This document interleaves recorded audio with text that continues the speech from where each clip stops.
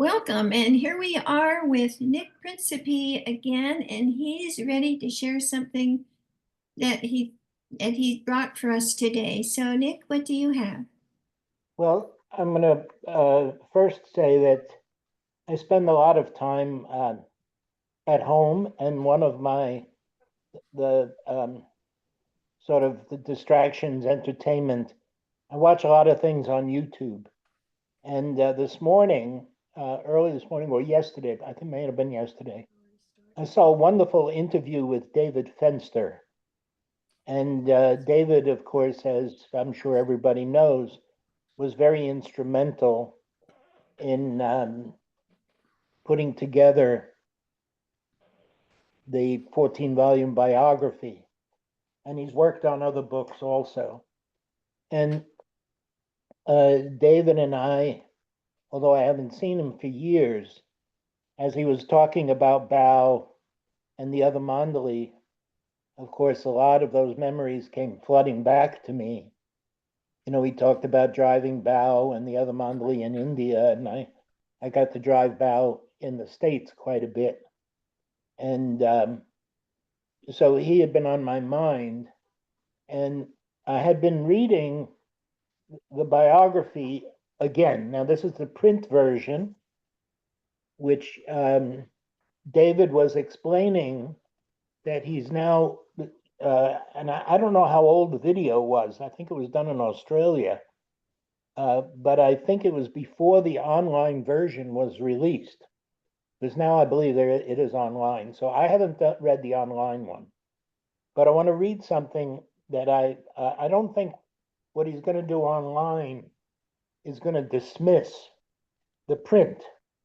It's just, at least my understanding is that there were some um, erroneous dates and times and things like that. Now, for me, from a historic point of view, that's important. But for me, one of the things Erich told a group one time, we were in Mandali Hall, and he had told a story and about something with Baba this particular day and whatever the month was and where they were. Mani happened to be there also in the room. And somebody corrected him or interrupted him, I should say, and say, Erich, you know, last week you said that that happened in such and such a place, different than what he was saying today. Mani immediately jumped in and she said, you're missing the point. She said, what's really interesting is what you need to get is the gist of the story. Don't get lost in the details about when it happened. From a historic point of view in the future, that's important. And if you want to do a timeline, that's important. But don't miss the gist of the story. And that really struck with me.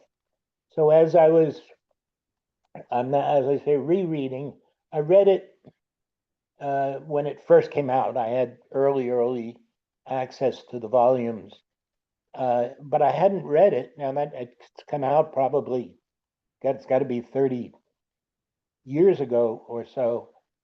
But I haven't reread it. I read it cover to cover at the time.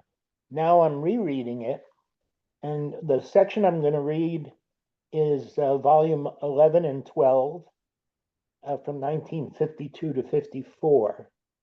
This is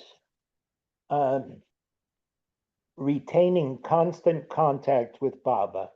It's on page 4371. Excuse me, I got to slip on some reading glasses.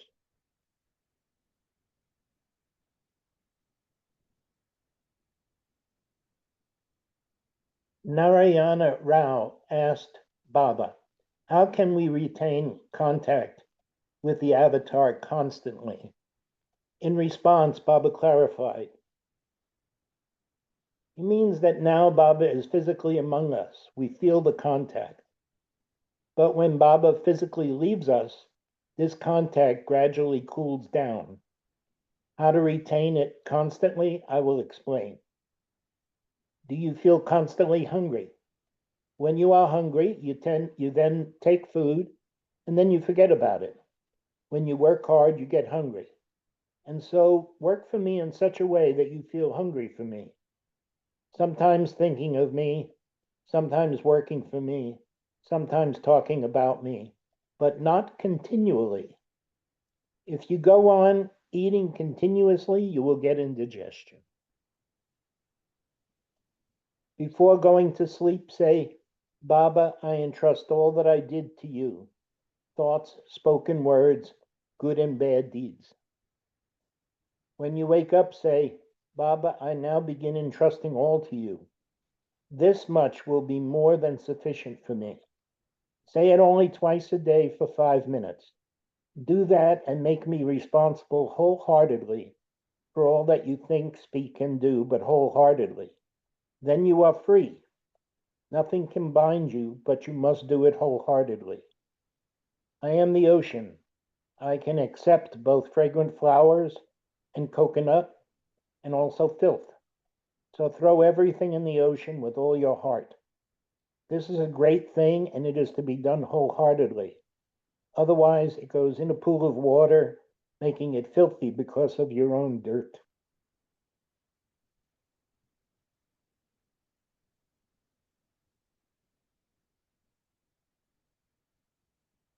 That's the end of that paragraph. Now, as a little side note with it, one day when I was with Erich, he called me into his room, which had been, that was Baba's Mananaj cabin. And Erich had a small table that he used as a desk. It had a glass top on it. And between the glass top, which was just a sheet of glass on the wooden table, and there were some scraps of paper with some writing on it. And Erich had me sit down. He gave me a pencil and paper, and he gave me several things to copy. And he told me that Baba had given him these. And two of them are what's in that paragraph that I read, that section. One is when you wake up in the morning to offer the day to Baba. As what Erich had written down, which I copied and I have it on my refrigerator. I've been doing this for 50 years now. It's when you wake up first thing in the morning, say, thank you, Baba. Your first thought should be, thank you, Baba, for this new life. Please help me to please you. He said, when you get ready to go to sleep at night, the last thought should be, Baba, thank you for this day. Please accept all my thoughts, words, and deeds. I lay them at your feet. And Erich told me he himself had been doing that since Baba had given him those instructions. And he said, when I remember to say that at night, he said, if that's the last thing I say, he said, then if I dream, I don't remember it. My mind is clear. So it's the offering of everything to Baba. So anyway, I'm glad we had the time to share that and to go over that. And so I don't know if anybody has any, wants to chat about anybody or any experiences. In my experience with the Mandali, I'm happy to share what I can. But I would also recommend, I would also recommend try and find that wonderful film with David Fenster. Because he spent so much time there, way more time, than with all the Mandali. I had precious time with them, but certainly not like David. And really, one of the things he focused on was how nothing affected them. That that Baba was so hard on them when they were younger. He would embarrass them in public.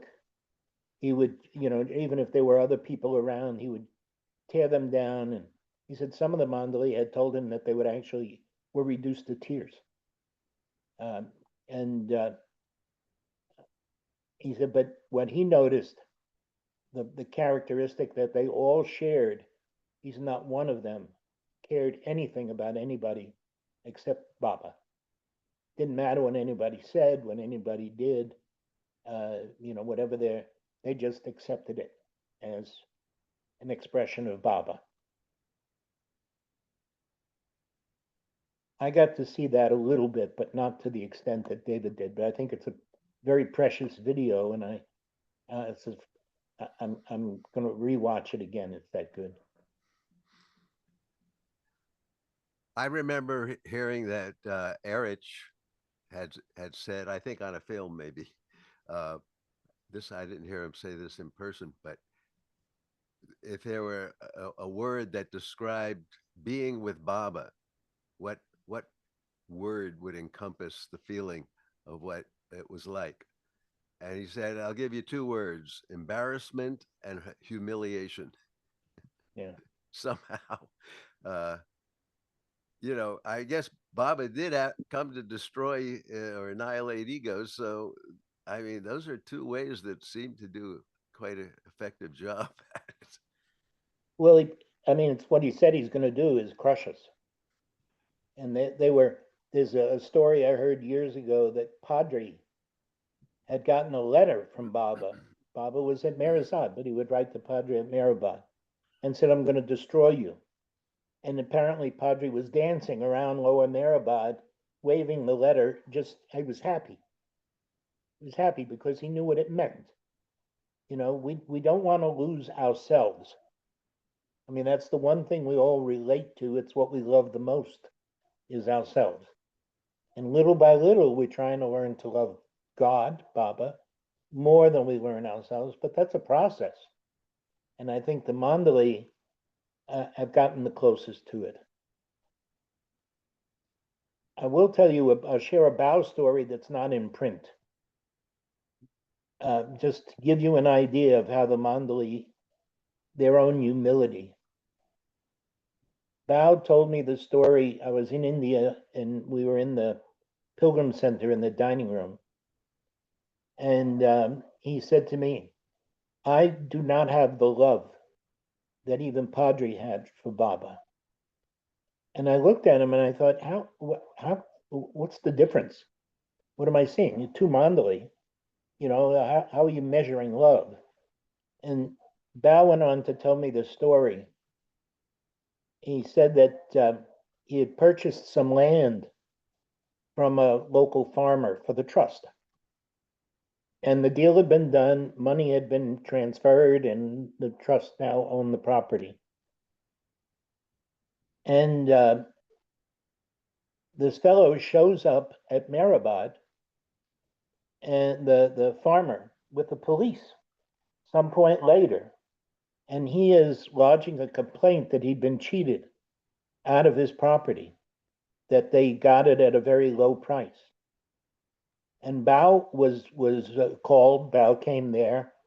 Padre was alive. This is years ago, and they're outside, and this fellow is yelling. The farmer is yelling and screaming, and Bao is just in his way. But we had a deal. It's a legal arrangement. It's done, and the police are there, and they're trying to keep everybody calm. And this fellow is getting more and more riled up and more excited. And Bao said that right about that time, he said, Padre came over. He just stood there for a while listening. And then Padre said, excuse me. He said, it's so hot here in the sun. Why don't we go inside and have a cup of tea? And Bao said the minute the fellow went inside, was served tea, he immediately calmed down. He said, because Padre had approached him with love. Bao was arguing with him. Bao was taking the lawyer's kind of, the legal aspect of it, which he was certainly right to do. But he said, I realized then that I don't have the love that Padre had. So it's a difference in training, I think, because, the Padre Jal, Baba's brother, Adi Kaka, Adi Senior, they were with Baba since the 20s. I think Bao came along in the 50s. So I'm not questioning Bao's discipleship. I mean, I have nothing but admiration and respect for Bao. But the training, I think, was different.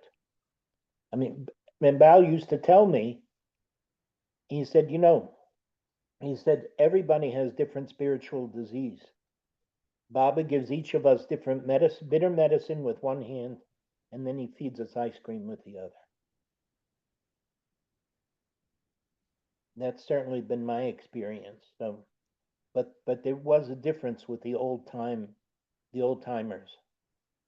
The little bit that I did get to spend, as a matter of fact, Padre was the only one scared the crap out of me. Just being near him, because I really felt a power and authority with him that it would sometimes burst forth. I think all the Mandali had that power and authority, especially Erich and Mani, but they kept it pretty well hidden. But Padre was old school. I was told that one time there was a local farm boy who had stolen something off of the trust Jeep, and they found out about it. Contacted his mother. His mother bought this youngster. I don't know his age, but he wasn't like 4. He was probably older. But apparently, Padre beat him. I mean, quite severely.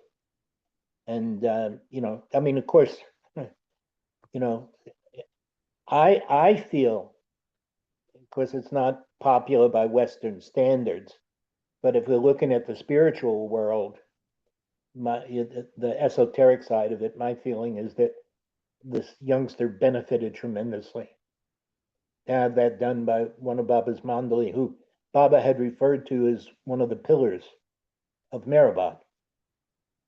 And who knows what samskaras were removed with that beating. I mean, I'm just supposing and just guessing here. I have no authority to know that, but my guess is their actions were not just random. But yeah, he was the only one that ever really frightened me. Meaning, I didn't want to get him upset. That reminds me of talk about Lord Mayhair. When I was reading what was going on in the 20s at Manzalimim, the impression that I got, and it was the overwhelming impression. I don't remember all the details at all, but I remember the impression is, oh my God, these guys are going through something that was so intense and so powerful. How could they endure it? They had to have some kind of endurance in order to just be there. It was Baba trained them or treated them in these ways that were unbelievable, beating them, including. Yeah, no, you're right. Of course, I think a lot of it is earned through previous lifetimes. I mean, I believe Baba had actually remarked that Adi had been, I don't know, there was some connection. He was a wife or something of in some previous advent. I mean, it's not by accident. And I may have mentioned this before. Erich described one time, he said that the avatar is like a rock being dropped in the middle of a calm pool. And he said that the Mandali, he said, we're that first wave that feels the greatest impacts from that rock hitting the water. He said, and when we leave, when we get realization, the next wave moves up, so everybody takes a turn. So they've earned those spaces. It's he said one time, never criticize my family. He said, you have no idea, what they have done, what they had to do in order to be in my family. I mean, can you imagine, being born the Avatar's nephew, niece, brother, sister, his parents? We know about his father. We don't know much about Shireen. Baba had a tough time. Shireen apparently was a tough lady. And again, I was reading in Lord May Hear that Baba had made some cryptic comments about his mother, how difficult she was. So, so it's, but you're right, their training, what Baba did with them. Adi told me one time, Adi Kaka, Adi Sr., told me in this, now he of course was with Baba and Manzil Amin, he was a college student. He said Baba used to feed him before he'd go to school. Baba would feed him with his own hands. He said, like a mother bird. He said he would sit there with his mouth open. Baba would take morsel by morsel, put it in his mouth. He said that's how tenderly Baba expressed love to him. So now, towards the end of Baba's physical life, he's in the trust office. Baba's in the last months of his life. And he said that he could only go to Merazad if Baba summoned him. Otherwise, he was really, his assignment was to be at the trust. Baba had already sent his brother Jal to Pune. They couldn't just wander around and do what they wanted to do. They couldn't go visit. But Adi used to say he loved when he would go to Merazad because then he would see the other Mandali that he had lived with, his brothers, for years and years. So he gets when there was mail, something like that, he would have to, he of course would read whatever it was. He knew what to send on to Baba. And then Baba would tell him, okay, now come, bring this, bring that, whatever it was. So he said, here he goes out to Merazad, and Baba's in his office, Mandali Hall. And Baba says, what have you? What? And Adi gives him the mail or notes, whatever it is, and whatever the explanation was. And then Baba said, okay, now go. And Adi said, okay. He's, steps outside. Now he sees Alaba, whoever else is there, and he's chatting with them. And a couple of minutes go by, and Baba sends somebody out, whoever it was, I don't know. He said, Baba said he told you to go. Now go. Okay. He went back. He said this happened several times. He said it got to the point that when he would go back to his office, he would go in the toilet and he would cry. He said to be treated that way by Baba after Baba feeding him with his own hands, and then now at the end of Baba's life, Baba's telling him, go, go. But then Padre said this, which made it all make sense. He said that when Baba dropped the body, he said none of the Mandali could deal with it emotionally, mentally. They were so shocked. He said, and it fell to Adi to send telegrams to tell people that Baba, all over the world, he had to send messages all over the world, Australia, wherever people were, the United States, Kitty, Elizabeth. And he said he realized that Baba pushing him away the way he did had made him stronger, had given him that ability to do that. And coincidentally, Alaba stayed with me one time in the States. He had one trip to the States, and he stayed with me. And we had been writing back and forth before, and even after we wrote back and forth. I think I might have even read one of the letters last week. But then he said to me at one point, he said, "Now, from now on, never contact me again. I'll see you if you come back to you." And it was the same thing because I got attached to them because I had the contact that I had with them. And I knew I was privileged, I knew it was special, but I was also growing attached to them. And they wanted to make sure that I remained attached to Baba and not attached to them.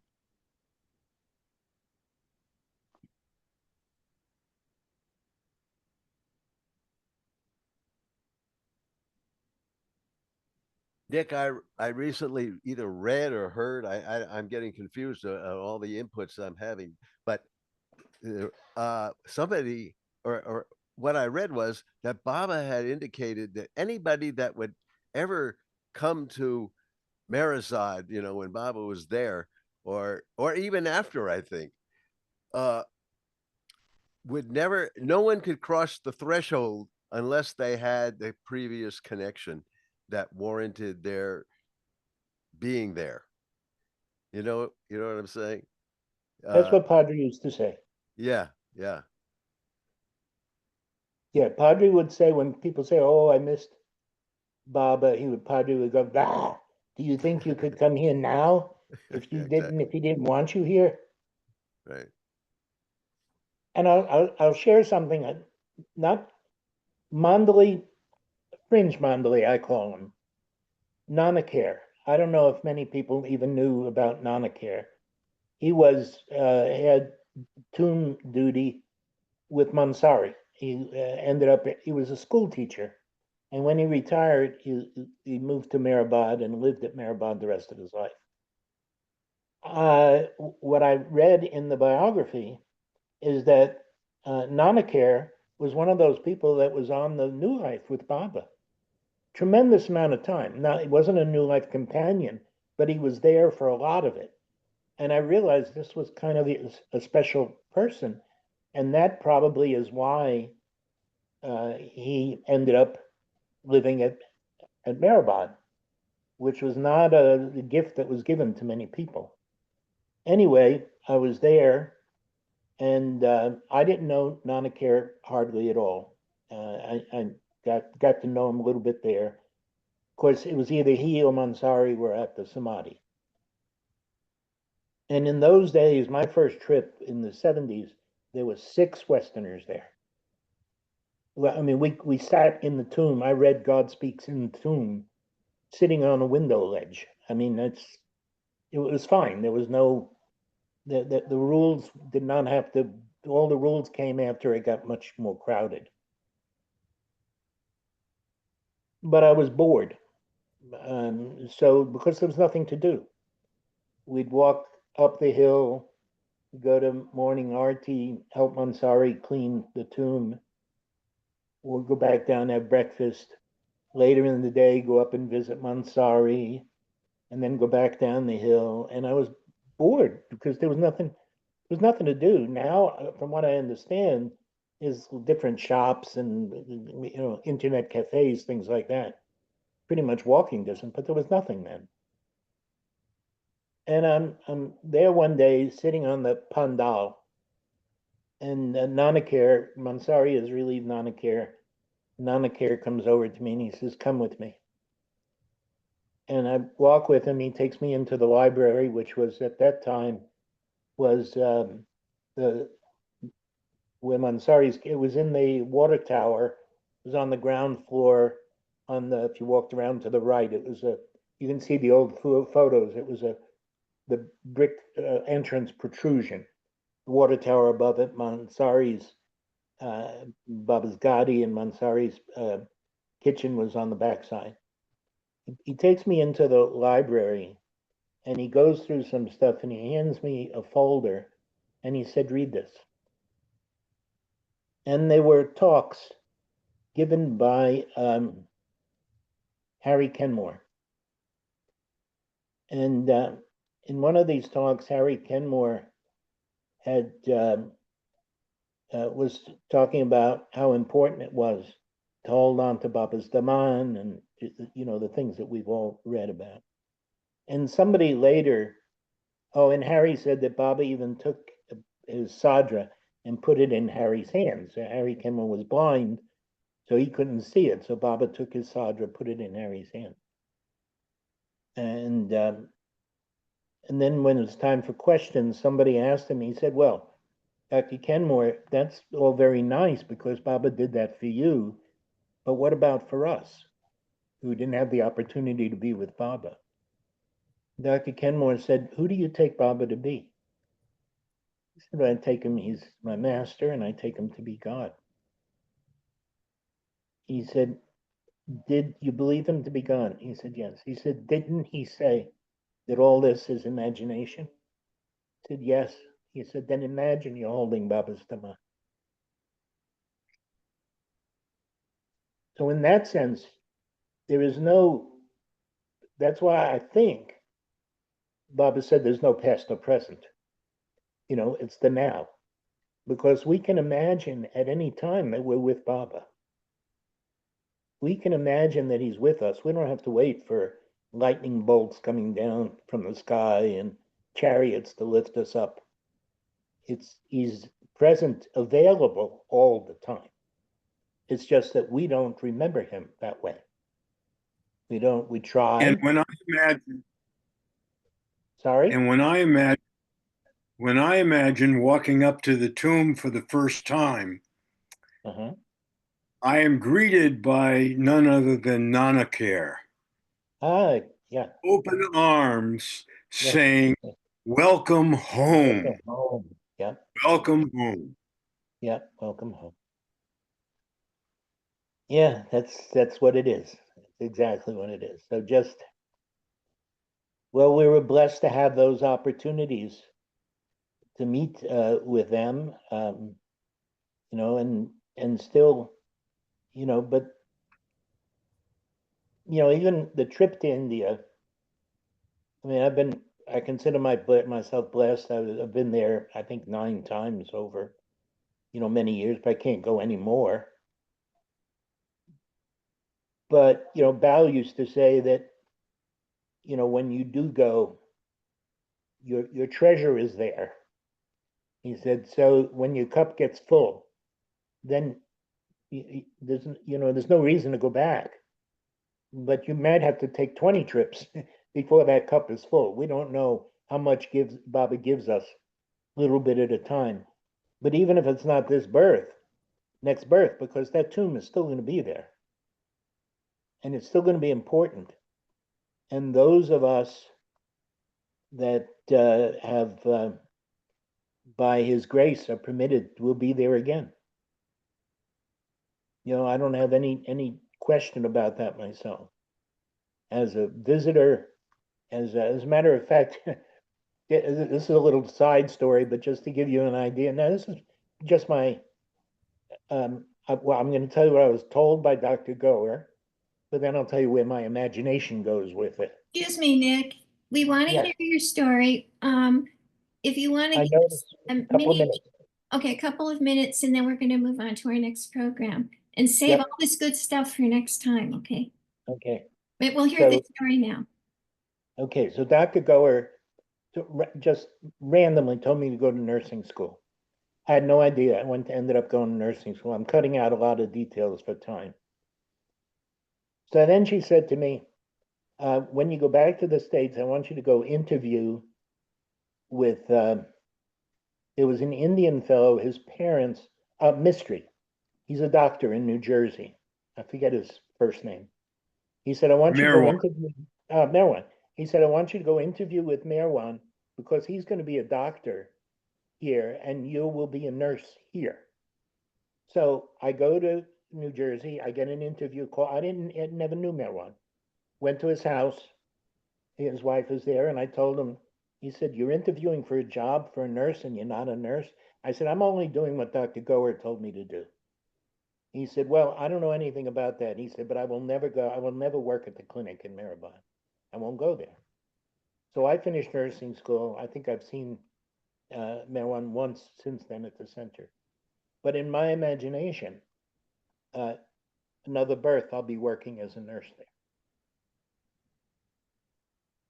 That's my, you know, and Bao, Erich used to say, there's significant use of the imagination and insignificant use of the imagination.